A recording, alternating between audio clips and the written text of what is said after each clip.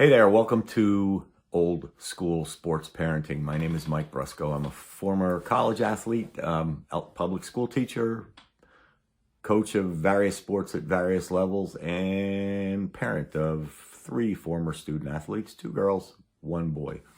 As the channel title suggests, I take a bit of a no-nonsense approach to this subject that often defies current wisdom. With that said, I'll just remind you that my thoughts are my thoughts alone, and are intended only to promote conversation about this subject and maybe give you some different ways of approaching it. Today's subject, coaching your own kid. You know, I can't think of a more controversial, potentially dangerous dynamic in youth sports than a parent coaching his or her own child.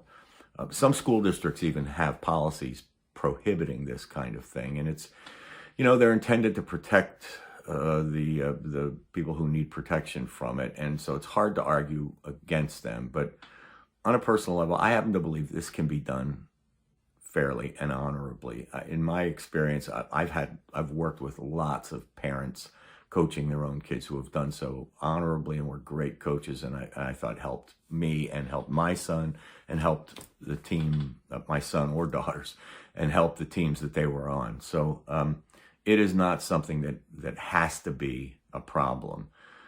To avoid it being a problem, I've come up with 6 ideas that I think can be very useful to parents coaching their own kids. And the first, if you do nothing more than this, fix your problems with your kid at home. If you are struggling to discipline your child, to get them to respect you, fix that at home, because if you don't, it will play itself out on the field or court or wherever you're coaching in at least 2 really bad ways. One is that you'll try to overcompensate for your bad parenting at home by praising your child for whatever he or she does well. I mean, they tie their shoes correctly. Oh, all kinds of compliments. Or you'll go to the other extreme and become a total bully, where you think, you know, okay, I'm at home, you know, mom and I have to share this, and I have to not ruffle her feathers either, but here I'm the boss, and you turn into a total bully. Honestly, in both cases, you can make matters worse if you haven't fixed this at home first. Your kid can act out in front of teammates, and it will affect your own credibility as a coach. So, man, fix it at home before you set foot on any kind of field or court or anywhere in a gym. Number 2, be sure you know how to coach the sport that you're coaching. You know, we've all seen those former high school heroes who think that because they were successful at a sport, playing a sport, they are also going to be good coaches. The 2 things have nothing to do with each other. Coaching and playing are entirely different skills. If you don't recognize that, then you should not be coaching anybody. I'm going to assume that you do, and you could use some help. And I'm telling you, it's out there. Browse the internet. There are tons of articles and videos about individual sports and you know, skills, and books also. Even other coaches. Learn the skills that it takes to be good at a sport you're coaching, and learn some effective drills that can focus on individual skills there, and learn how to run those.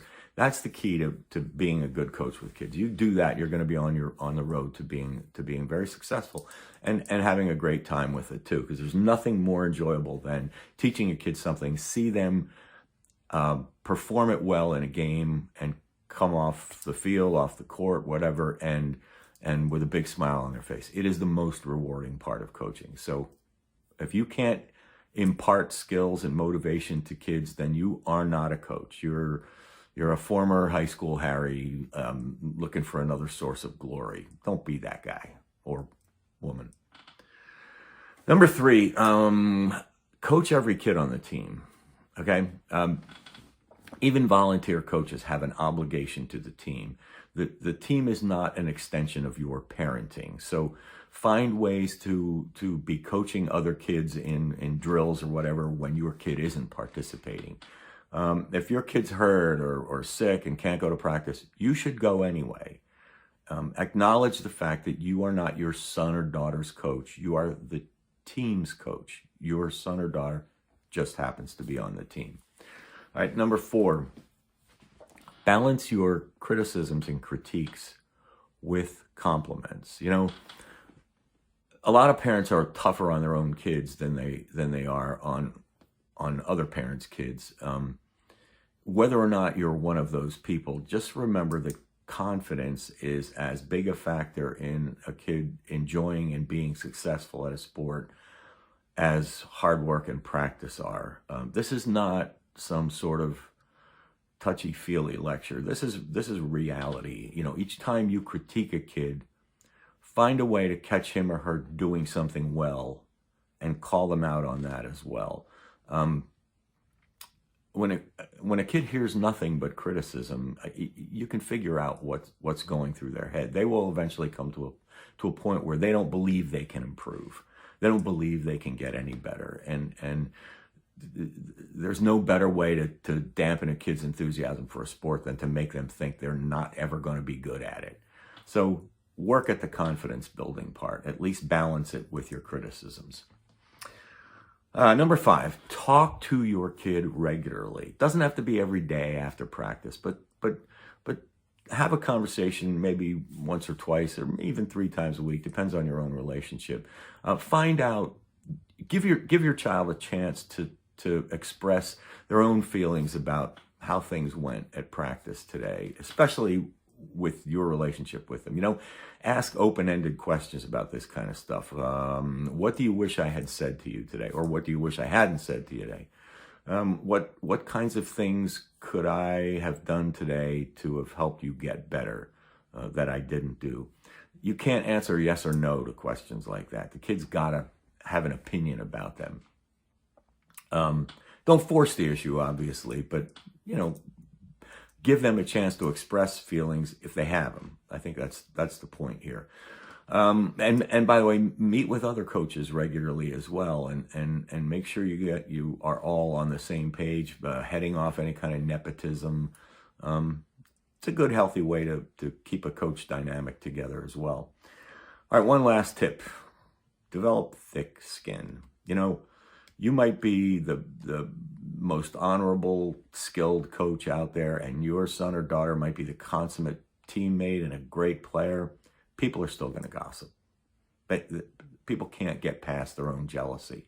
So don't let that keep you from doing this. Be understanding about it. Be sympathetic about it. But if you can look in the mirror and you know you're doing the very best possible job to avoid favoritism and to help kids get better and giving them the motivation to play well, go for it and don't look back.